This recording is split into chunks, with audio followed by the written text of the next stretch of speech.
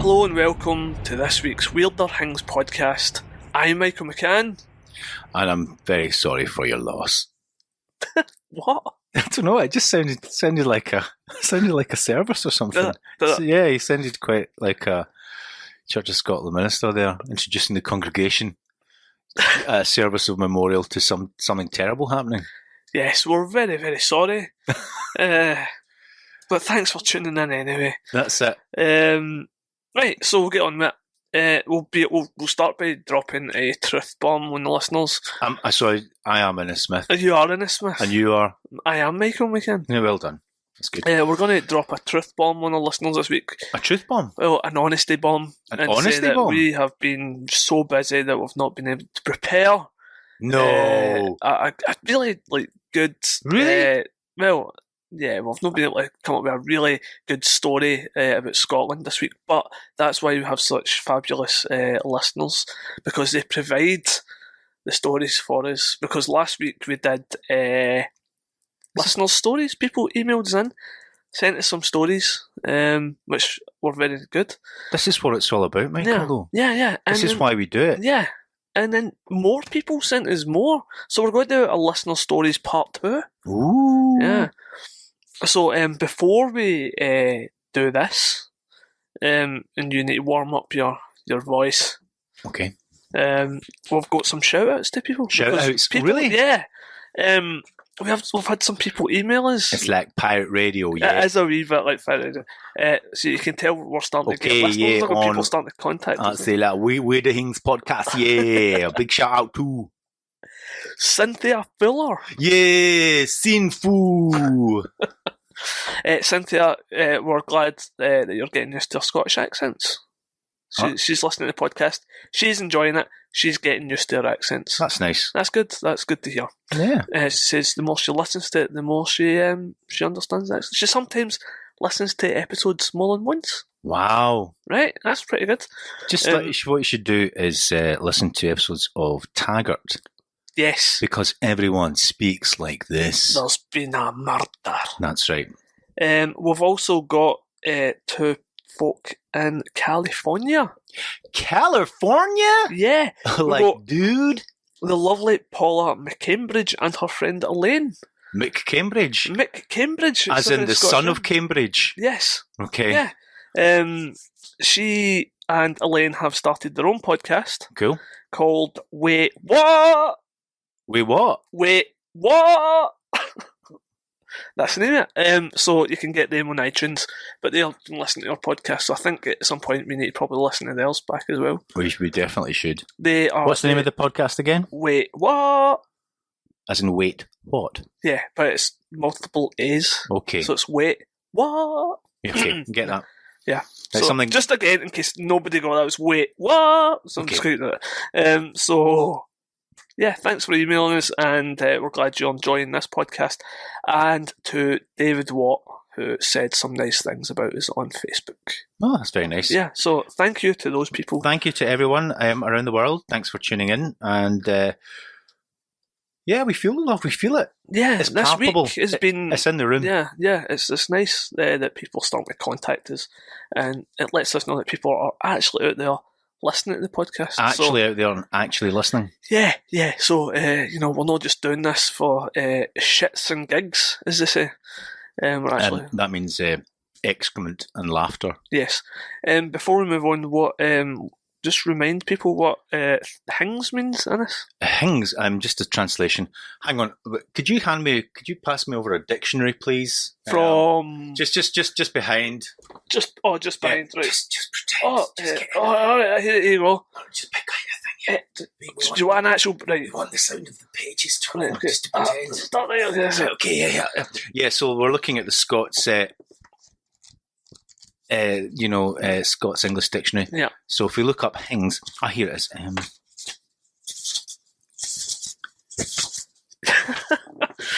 Yeah. Right, here we are. Hings means things. Good. Yeah. Yeah. Because I'm concerned. It was worth it as a gag, I thought. Yeah. Drop. Yeah. You had to hear the pages turn. Yeah. That's how it works. That's how that gag I'm concerned that people are looking at our posters and stuff like that, They'll spell things wrong. But well, it's actually meant to be Hings because in many respects we have spelt it wrong. But it's how we say Hings. Yeah. We don't. I mean, not all Scottish people speak in the same way. We don't. We've got regional accents. Right. So, some lovely people have sent us some lovely people lovely stories about their paranormal. Are they lovely though? Are they? No, they're not. They're the Are they not just weird? They're weird. Which is what we're after. So lovely Hings podcast is lovely. Another podcast. That's our next podcast we're going to do. Lovely things. Yeah. So we're going to crack on with those. I think would be. Are we going to crack on with them? Yeah, let's crack on with them because some of them are quite in depth. Yeah. Well, what I liked is last time I put a shout out for all night watchmen. You did. Watch/women, persons of the watch, the night watch. I asked if they could get in touch because obviously one might imagine that they have seen some spooky things. So we're very lucky that an Eric Jarvie got in touch and he wrote us quite a substantial email. He did. It's quite full and complete. And just as a special treat, it's almost like Audible, you know. Yeah. It's almost like a talking book. I'm going to read Mr. Eric Jarvie's account of odd experiences he had as a night watchman. So, shall we just go for it? Let's delve right into this. Let's delve right in, okay.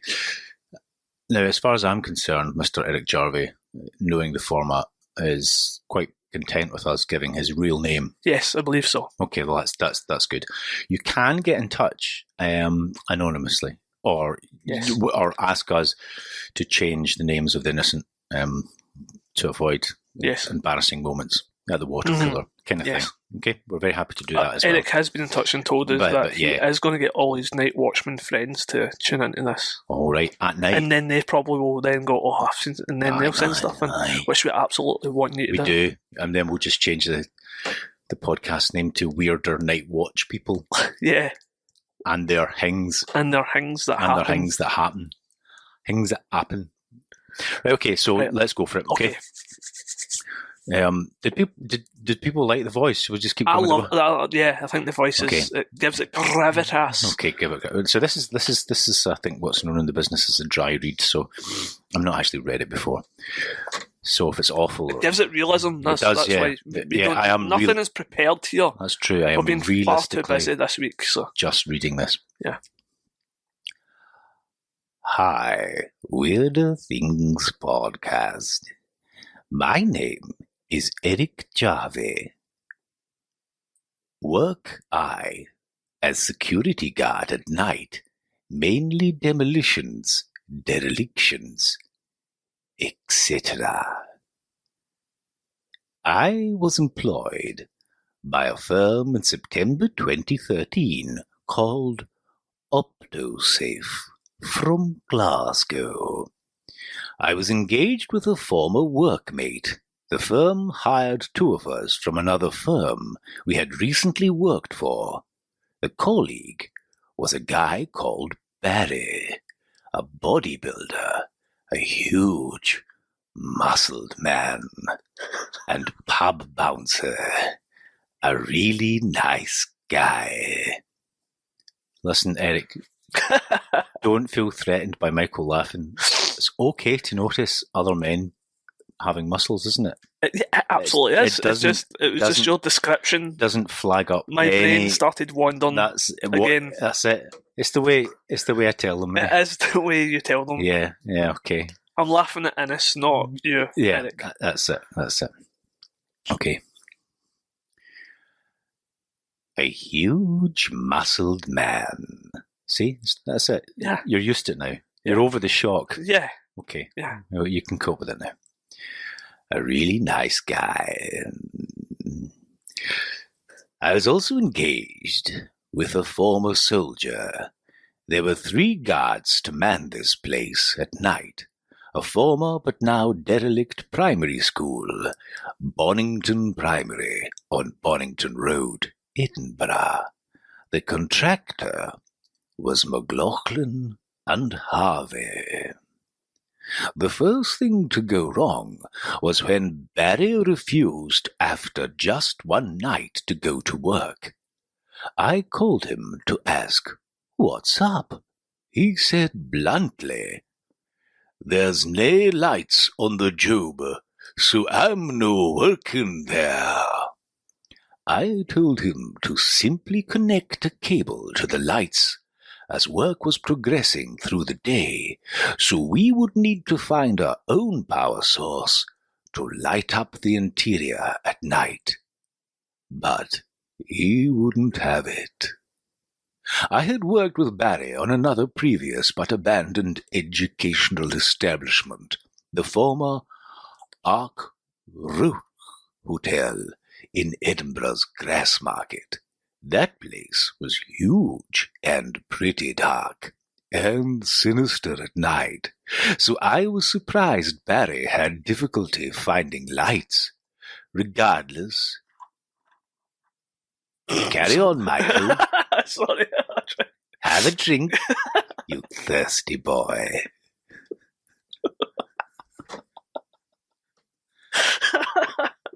Hey, sorry. Swallow, Michael. Swallow. Oh, sorry. That's okay. It's fine. Try and control yourself. Okay. Back.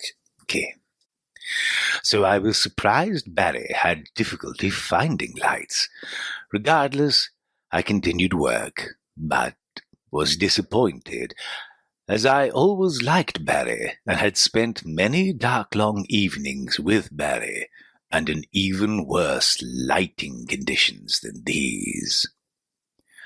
I couldn't understand Barry's complaint, as to get lights you simply picked up a cable and plugged it in. After 2 weeks without Barry and me, now doing this shifts, the soldier guy phones in to say he is sick, so he won't be returning either. So I tell OptoSafe, since they're in Glasgow, to give all the shifts to me, the whole 7 nights, as I was angered and disappointed. Why? Why was everybody leaving? The firm reluctantly gave me the shifts, and I got on with the job.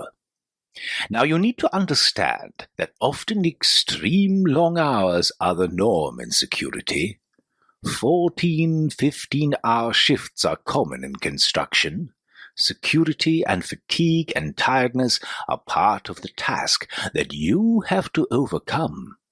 Also, most people understand that mild hallucinations are a fact of extreme tiredness and lack of sleep. And I have had many episodes in the job of that. But a dozing off is usually the cure, an outcome, and these fatigue episodes have had little effect on me. So one evening, I go into the darkened basement and boiler room to check on the new boiler, which is rattling its pipes, as I believe it needs further depressurized. The boiler's fine, with no leaks, so I turn around to make my way back up the stairs, and for just a split second, I see a vision of a small boy sitting down dressed in Victorian clothes, complete with peak cap and necktie. He was in side profile, and the steps he was sitting on were in front of the coal shuttle chute, where coal had been shoveled into the basement in days gone by, and from its yard outside in the school's playground. He had on, I think, maybe a red jumper, and definitely black trousers, but as often seeing these things through, being tired, I just thought, well, I am in this old Victorian school, so I'm probably just tired and seeing, well, old Victorian things again. I didn't realize I was seeing a ghost. Now you have to appreciate this aspect as it's very important. Refurbishments are very intense, chaotic work. New heating and electrical equipment, painting, decorating, security cameras, etc. were all being installed, and at a breakneck pace. And the job itself was rather chaotic and very untidy. Also, an Albanian gentleman aged around 40, called Fetos, was the foreman, and he was pushing this job rather hard, and his men, and at a pace you'd expect from a foreigner, and a worker hell-bent on making his money. Also, he had another Albanian friend with him at his side that seemed to work every hour, non-stop, to get this job done. An example of this extremeness was when one day I called in for work and Fetos had fell fast asleep in his van parked in the playground.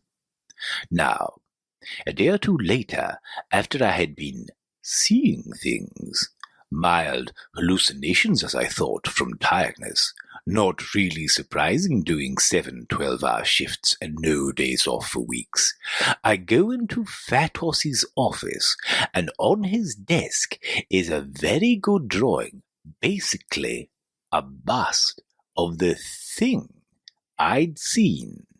There in pen and ink on the desk, in there a detail of this figure in profile with peaked cap and necktie.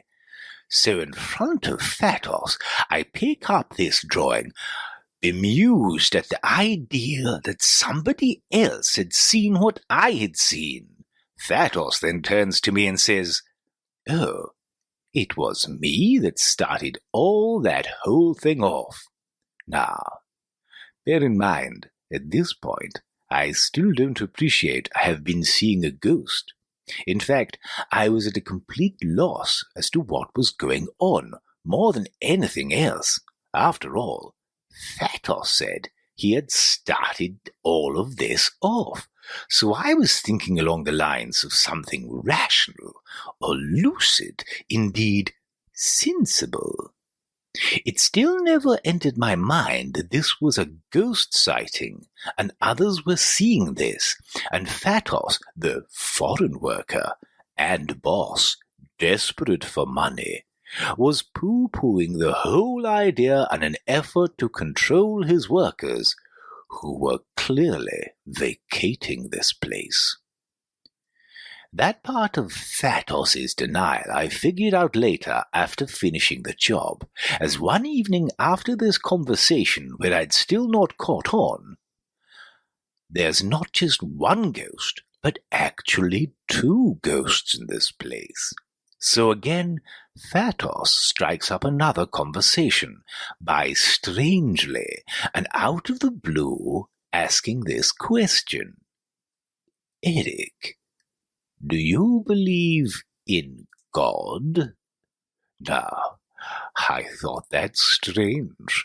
And by the way, why was this man tired and ill-looking at this stage? I said yes, to which he replied, "I don't believe in a God." To which I thought, well, I must be that strict religious upbringing in Albania they get. But again, not really realizing what he was really trying to get across, and for that matter, what he was really talking about. Bloody ghosts. Not until I finished the job did I realize I was seeing a ghost that Fatos was claiming he caused. An example, I heard a noise from the upper floors one evening. I had light up in the upper floor, leaving the lower and middle floors in darkness. I went into the stairwell to look up the floors, thinking I maybe had another break-in on my hands. as we suffered a break-in by local teens previously. At the upper floor in the left-hand corner stood a gentleman in tight black coat-tails and patent leather shoes, and a pure, brilliant white starched shirt. Again, Victorian-looking, and dressed as though perhaps he was the schoolmaster. Again, this vision lasted a mere split second, and by the time I blinked my eyes for a double check, it was gone. However, one thing I noted was that he appeared to be very pleasant and smiling, as though this gesture would have been aimed at the children, who, if they were there, would be climbing the stairs to go into class. The strangest thing about it was that it made no noise, and it didn't even seem to pay attention to me, as if it was there, and yet it wasn't there, so to speak. Or could I put it another way, stating that in this split second, it was like meeting a man who was deaf and dumb, perhaps even blind, as the manner of this individual seemed somewhat similar, or simply put, without the faculties of a human. Also, if I recall, the headmaster's office was on this level. Maybe that's what the vision was, but again, though a little disturbed, but nevertheless obviously fatigued at the hours I was doing, I said to myself, "Eric, you're knackered, son, and you're seeing things again." So I got myself together and climbed the stairs, and I would be dishonest if I say that the upper floor wasn't scary as it actually was. An example I constantly heard, a rattle from the upper floor, which I figured out is the fire exit door, which was facing the breeze at night. So it must be the fire door that's rattling, I think. So I go up and pressure the door, pushing it back and forwards on its lock. It's loose, and it rattles. So this must be the source of noise, which is a boom, boom. I get a piece of cardboard, an old trick that works well, and push the closed door to its maximum, and force in the cardboard to cushion to the door. Et voila, I think, till the boom, boom returns. I swear, though, I never really appreciated it until I left this job and put it all together. That was ghost sightings that my mates left over, and Fatos tried to control and knew all about it from his own experience, as well as the engineers fitting a new boiler in the basement, where the Victorian coal stoker, aged about 12, seemed to haunt, as well as the uncalled-for discussion mentioning God and all of that I never even bothered to discover what was rattling on the upper floors, and the pipes of the boiler which rattled endlessly from the basement, another area which I became afraid of, as though throughout this time, still not having this appreciation of ghosts, just my tiredness to deal with, I nevertheless was just too bloody afraid at times to go up to the upper floors. An even stranger episode was this. I went out to patrol the playground. I was sure the door was off its latch, so let it shut, confident that it would open when I returned. I got back to get into the school and found the door locked. Straight away, I was spun into confusion, believing I had a lapse, saying to myself, that door was unlatched. I checked. Now, I didn't have any keys. My firm was in Glasgow, and it's about 3 a.m. I can't call my bosses, and this is a major screw-up, and I'm going to look very stupid. So I try to find a way to break into the building. And the only option I have is to throw myself down the basement windows into the basement. Bear in mind, the basement windows have been removed, and the basement was where the ghost was, and the ghost was said to be seen staring into the coal chute where the coal was previously delivered.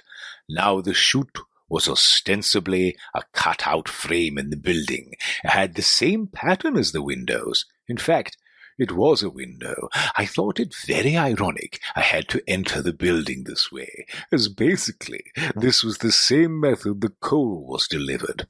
And this boy, the ghost, was manning that entrance. And I had to get in using that method. I was pretty afraid sliding down into that basement after seeing things in there before. But look at what I'm doing, I said to myself. How ironic is that? I should tell you that I'm presently cooperating through my union with professors of psychology from Portsmouth University, Dr. Ristos Talas, who are studying mental health impacts on security workers in the UK. It's just a general inquiry. I'm not under any doctor or unwell or anything like that. So you should appreciate that this is a concern in our industry. In fact, it's part of the job, and it can have a dramatic effect on your mental health and well-being. If you could focus attention on this, and post-traumatic stress disorder, you would be assisting many lone security operatives who really are expected to function as fit in these kinds of conditions. I'm sure the good professors at Portsmouth University would agree. I have mentioned I have suffered nightmares associated with episodes like this. They appreciate post-traumatic stress disorder is common in our industry, and though many guards may fear more in being honest in admitting that we all have a natural understanding and fear of the dark in the dead of the night, and of course know of ghosts, whether these ghosts be lucid or a symptomatic idiom of indeed something else. However, with this in mind, I am convinced that when another individual, Mr. Fatos Kleshy, can depict something I believe I have seen that's not physical real or perhaps even of this world, then that episode is noteworthy and should not go unrecorded. After all, we are security men, charged with a responsible task and a clear defined public duty. Regards, Mr. Eric Jarve. Thank you so much for sharing that, Eric. That was and I want to apologise for any homoerotic overtones or undertones that Michael solely interpreted from that. Yeah, but I see that in everything. So it's that's true. That's his issues, not. Yeah. I mean, I think the ending of that was quite interesting, particularly with how people who work in that industry are now being studied because of the environment in which they work. Well, it's sensory deprivation is one of the. I mean, the scientific evidence is really clear and unambiguous on sensory deprivation leading to hallucinations, basically. So it's the fact that you're leaving people alone in dark buildings at night. Yeah. No wonder strange stuff is going to happen. Yeah, 'cause I think we spoke about something. Do you remember? I can't remember when it was, but when we were speaking about how the tour guides who do the ghost tours and stuff like that in Edinburgh. Yeah. That I think it was asked, like, that must affect them. In fact, I think I've asked them, I think I've met a few and I've asked them, like, that must affect you mentally, having to go into that environment a couple of times a day or every night, into places that are potentially haunted or what you are told is haunted. That must take quite a toll on you. I think if you mentally, I think if you believe in it, perhaps. Yeah. If you don't believe in it, then you don't give a monkeys. Yeah, but I think like working in a place like that, your imagination is going to probably run away with you at some point, whether you believe in it or not. Well, what I find quite interesting, and if there are, because they are quite literally and tragically a dying breed, but if there are any old coal miners, because I don't think even Scotland has a working coal mine left, is it? No, I don't think so. I don't think so. No. But Scotland, obviously, we used to have loads of coal mines. Even up until it was the 1980s, they started to shut down, wasn't it? Yeah. I think the last one was like a couple of years ago. It was still working up until a few years ago. Yeah, but so if there are any coal miners, get in touch, because there's a huge kind of folklore associated with coal mining. Yeah. Or any kind of mining, deep underground. Miners have lots of stories of weird things happening in coal mines. Yeah, it's something to do with the darkness. Yeah, I mean, that's very much part and parcel of obviously, like the Cornish tin miners and the Piskies and the Pixies down the coal mines. So, but yeah, odd things happen in dark places. Yeah. So if there are any old coal miners, or you have an old coal miner in the family, then get in touch. We want to know. We want to hear all about it. But also this is a fascinating seam, talking to extend the mining analogy, this is a fascinating seam that we can tunnel into the whole kind of security guards. Yeah. So first of all, I hope you didn't think that reading was particularly disrespectful. We do it for it. We must be honest and say we do it for entertainment purposes. But there is a serious. Yeah. There is a serious. We're trying to bring all these stories into the public, and that's really interesting. All I would say is, Eric, is you're not alone. Lots of people do. It's lots of people that work in the industry that have these experiences, and we want to hear more. Yeah, definitely. And it's definitely. Yeah. Because I can imagine working in an old school building by myself. I think my imagination would start to run about. Because I remember when the old Victoria Hospital closed down, I was lucky enough to be allowed in to take some pictures. And then, even though it was a day like today, where it's like clear blue skies and sunny, it was still booky because it was an empty building and it was closing down and there was no one in it bar me and I think one other person. And you're walking down an empty corridor and you're suddenly kind of aware that you're alone. Right. And because you're also in a hospital, you're like, people have died in here. Your brain just automatically does that thing. It puts the two things together, and then suddenly, before you know what's happening, you're hearing noises and like, oh, what was that? I saw something outside the and there was nothing. So I find all that stuff interesting. Yeah, it's a sort of sensory feedback loop as well that happens, that as soon as you start to be afraid, as your senses become heightened. It just spirals. And it sometimes becomes panic. Yeah, because you get that thing where you're like, no, it's fine, it's my imagination, and then before you know what's happening, you're sprinting full speed at the building. So it does happen. Yeah. Yeah, there's some good stories though. I'm trying to remember exactly where it was. Perhaps some Edinburghers could get in touch if they know where this is. But it's apparently, it used to be like a children's hospice, or either part of a hospital or a Victorian poorhouse or something. But it was basically full of orphans, and it's now offices. So it's an old Victorian building. It's now offices, and these are stories told by the cleaners. So these are the people that go into the offices, and because I think this story was told to me by a lawyer. So whether or not they're now legal offices or a lot of the offices are occupied by legal firms. Mm-hmm.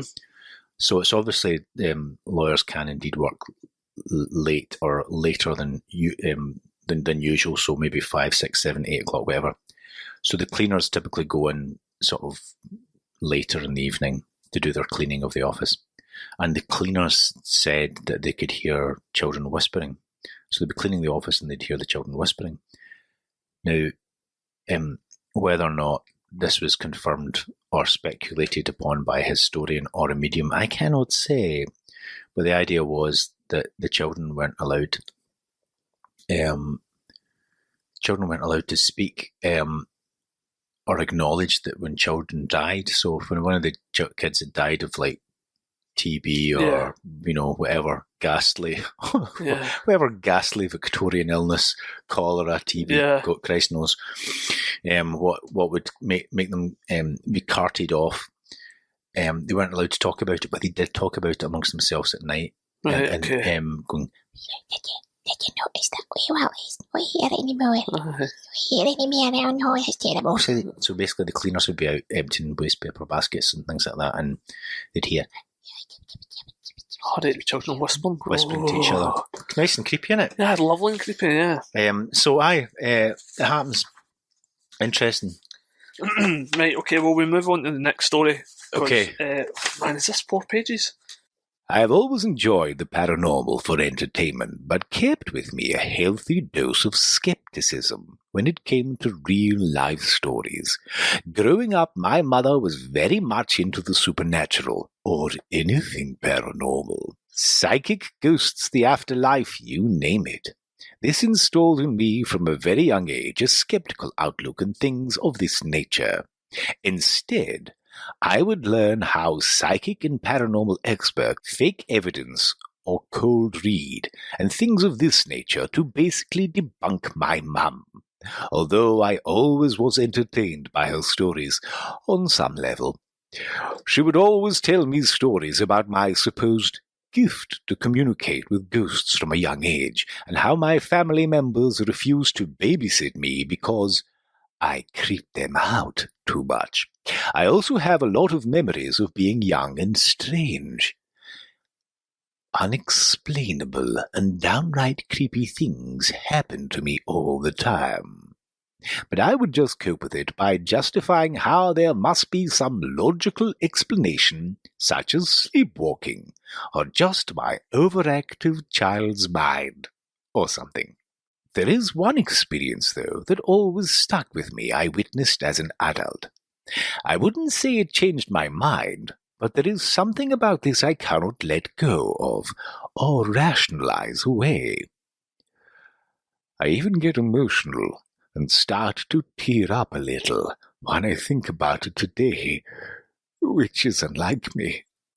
I am now 28 years old, but when I was 21, I worked in a 4-star hotel spa named Airth Castle in Scotland, located just outside of Stirling, where many of the bloody and violent wars Scotland is historically known for took place. This is a real place, and already has a reputation for being haunted. Feel free to Google it if you like. I want to tell you my experiences of working in this hotel, and the strange events I experienced while working there. To give context, the hotel is made up of 2 main buildings. The first is a new building, a typical hotel where the guests stay with luxury dining and spa, etc. The other building is the castle itself, which is mainly only used for weddings, and one time Sean Penn stayed with us while filming a movie. That was pretty cool. I worked as a kitchen porter. My job was to wash dishes, clean up, basically all the kitchen duties which didn't involve cooking, to allow the chef to focus on preparing the food. Whenever there was a wedding which needed to be catered for, some of us would be sent up to the castle to work there. Eventually, I refused to work in the castle. Of course, the staff there knew about the castle's reputation and would tell each other stories about what they had heard. In my skeptical mind, I simply rationalized it as local entertainment and just got on with my work. One of the most frequent occurrences that would be reported is that whenever guests would stay in the castle, they would phone the front desk in the main building and tell us they could hear children playing and running around, and ask if we could send someone up to deal with the children. There were never any children in the building. The castle was always reserved for the bride and groom to have the place to themselves. I cannot stress how common this complaint was. Almost everyone who stayed in the castle reported the same story of being disturbed by the sounds of children playing in the hallways. Sometimes, late at night, I could hear the sounds of running coming from the upstairs balcony in the central room of the castle.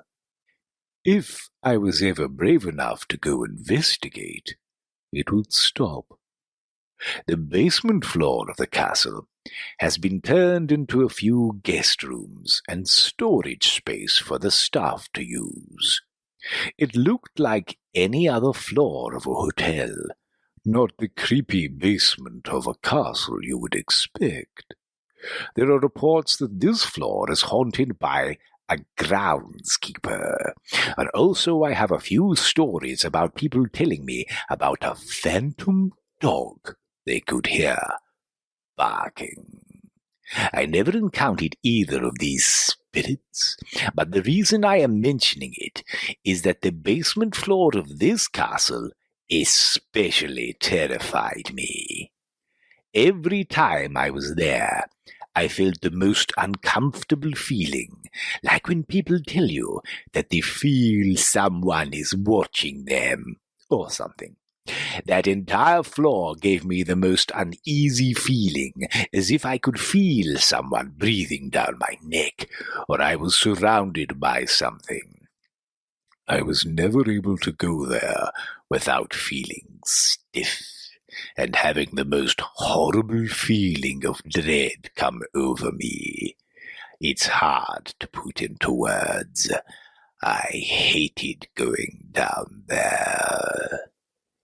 If you stand outside the castle facing it, there is a dining room just to the left of the entrance on the ground floor. In this room, there is an enormous painting of a woman. I forget who she is, a wife of the commander or something who lived there. This painting was also especially creepy. She had such a stern look in her face, which I guess was common for that era and style. Very regal looking. There were a lot of unexplained noises that came from the area this painting is located, like knocking and banging, etc. One time, a group of us was standing in that room, commenting on how depressing the painting looked, only to be interrupted by a slow scratching noise that went all the way from the top to the bottom of the 10-foot-high wall the painting was hanging on. Old castles like this do not have hollow walls. Not like a loose piece of stone could have been falling inside the hollow wall or anything, which was my first thought. We could not figure out where this noise came from. My most frightening moment inside that castle happened one night during a wedding. The chefs had finished with their jobs and had taken everything back down to the main building. I was left in the kitchen to finish washing up and cleaning. The guests had left and the bride and groom were, well, it's not my business what they were up to. The only other people in the castle were a few remaining waiting staff, also finishing tidying up. I went out the side door to the castle to have a cigarette. Let me take a second to describe the layout of the kitchen for you. The southwest corner of the kitchen was the entrance to the kitchen. The southeast corner was the washing up area where I was working, and the northeast corner was a passageway to a small room where we kept plates, cutlery, and a walk-in fridge. When I came back into the kitchen after finishing my cigarette, I could hear someone working in the back room, moving cutlery around and stacking plates. Normal sounds of someone else working, so I paid no attention to it and got back to washing dishes. After a few minutes, I heard the working sounds from the other room stop, and the room fell silent for a while. Sounded like nobody was moving, which I thought was strange. Another piece of information that you need to know is that me and one of the girls I worked with at the time would play this game, where we would try to creep up on each other and scare the other person.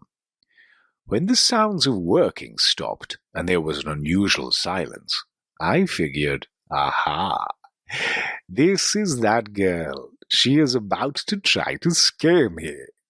My plan was to continue working like normal. Then, when she jumped out to try to scare me, I would be cool as a cucumber and be like, nice try, ha-ha. I waited for a full minute. She never jumped out. I waited for a second minute. Still nothing. Thinking she was just really committed to this joke, I went to investigate.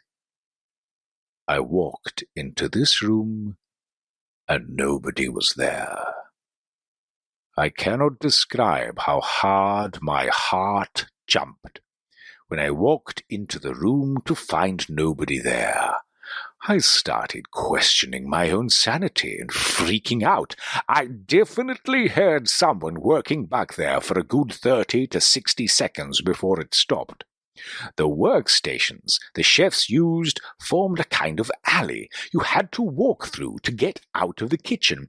Nobody could have left the kitchen without walking directly by me washing dishes, and since I was on high alert, I definitely would have noticed someone leaving. The incident really freaked me out. I had to leave the building for a while, and really did not want to go back in to finish my shift. Another time, I was working in the same kitchen, and the night security guy came through looking confused and told me to follow him. This security guy also had more than his fair share of creepy stories while walking around this building at night, but we will get back to that in a minute. He took me through to a room at the back, which had a small bar, and was used to entertain the wedding guests sometimes. This room was not in use that night. He asked me to tell him if I could smell anything. Upon stepping into this room, I immediately was hit with an overwhelming smell of cigar smoke. He insisted nobody had been using this room, and the guests left a while ago. Apparently, this room was previously used as the aforementioned commander's study, where he would draw up battle plans and spend time alone. Since I was normally working quite late, I knew this night security guy pretty well. We talked about all the creepy stuff we had both encountered in the castle, and he was insistent that it was not just stories. He began telling me all of his stories and just how common they occurred. After all, he was the guy who had to go check the castle out every time a guest complained about children running around. He told me his encounters were so frequent and unignorable, he had begun to do deep research into the history of the castle and its previous inhabitants. Apparently, there were 2 children who had died in a fire there once.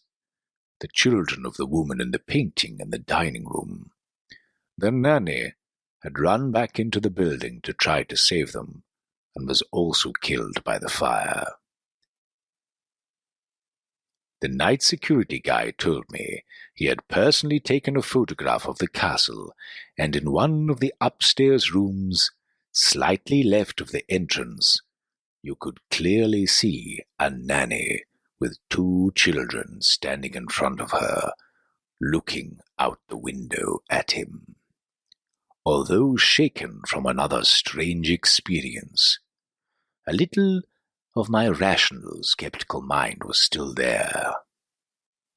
He was a tall, slim man in his 40s, spent a lot of time alone, walking around a castle, investigating disturbances constantly.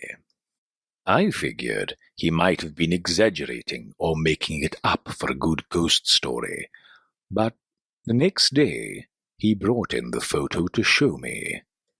In the upstairs window, just like he said, was 2 children and their nanny looking directly out of the window. Clear as day. I don't know if that man still works there or not, but he owns a picture. that will give you the creeps. He doesn't seem to have put it online. I looked. If anyone from Earth Castle reads this, and a man matching that description still works there as a night security guard, tell him I am looking for this picture. Send it to me. Once he showed me this photo. That was the last time I was ever in that castle. Every time a wedding was happening, I would refuse to go cater for it. I'm not going. Send someone else. Eventually, I was fired from that job because me and the manager would frequently fall out over this. But I honestly don't care. I never wanted to go near that place again. Despite keeping my skepticism, I admit there was something about that place that just wasn't right. I will remember that job and that castle until the day I die. Just thinking about being back in that building gives me the creeps. One last thing. If you did decide to Google this castle, you may see that there was a national news story about the castle where someone snapped a photo during one of the weddings and captured an eerie green ghost shape in the picture. This photo was taken in the room we smelled the cigar smoke in. Although this is an old news story, I didn't read about it or see this picture until today. This is what triggered me to share these stories. I hope you enjoyed them. Yeah, we did, didn't we? Yeah. They were good. That was good. That was good. Yep. There's not much else to really... I'd say, other than if you do work or know someone that works in Earth Castle, get in touch. Drop us a line. And the security guard again. Security guard 40s. Yeah. Now we've got a wee theme security guards this week. We should call it Weirder Security Guards. Weird Security Guards, the podcast. That's We're it. turning it into a movie. Okay, so yeah, no, it was good, wasn't it? That was good. It was good, and quite typical. You know, the whole noises and yeah. I think it's quite interesting. They were just slagging off the woman, and they got a nice scratchy noise. Yeah. Scratching's quite a common thing. Yeah. Scratches. Yeah. Yeah. So that's taken us beautifully to the hour. Has it? Yeah. No way, man. Yeah. That's incredible. Yeah. So what do you think about those stories then? The first one. First one, interesting. Yeah. From a scientific quotation marks perspective. I found that interesting.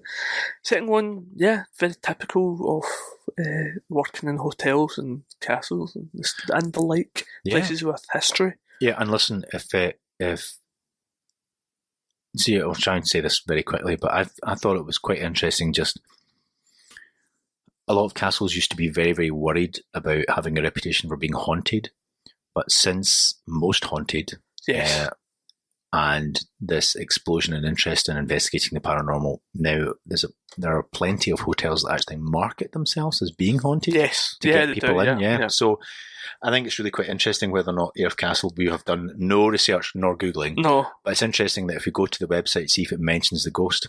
Yeah, because I remember that the SSPR to which I belong is years ago we tried to organise a vigil in a really quite old and historically important castle that was now a luxury hotel, and most of its business was through weddings and stuff.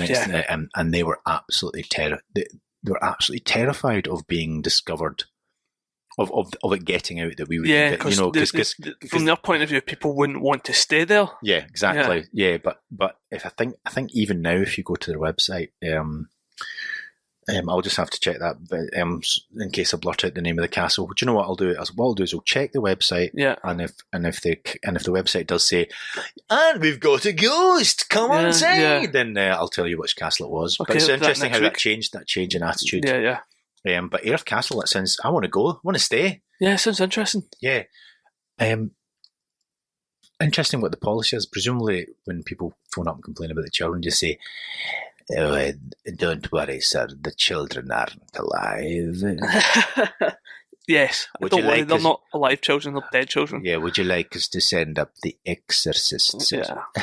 Get Wally, the security guard. He'll be up to fix it. Yes, the security guard will be up with some holy water. Yeah. Right, we need to wrap this up because that's it. Thank you for listening. That's all she wrote this week. So and listen, a sincere, heartfelt thanks for writing in. That's brilliant. Thank you. If you do want your stuff read out, and I really enjoy reading them out, and I love these stories. This is why we exist. First-hand accounts. There's nothing better than a first-hand account. Yeah, but just remember we're reading them out on a podcast. So, yeah, exactly. So, and if you can make them, do you know what? I would see if you can try and make it one sheet of A4. That would be good. That would be my. One of them that was like 4 pages. Anyway, so if you want to do that, you can do that at weirderthingspodcast@gmail.com. Yeah. Or indeed, Facebook. Can you message? You can get us on the Facebook. Can you attach files to Facebook? I think you can. Yes, you can. You can do that as well if you're lazy. And we're also on the Twitter as well. So Weirder Podcast, I think. Right. Anyway, so that was that. See you all next week. Thanks for tuning in. Thank you for your emails. Goodbye. Bye. Cheerio. Cheerio.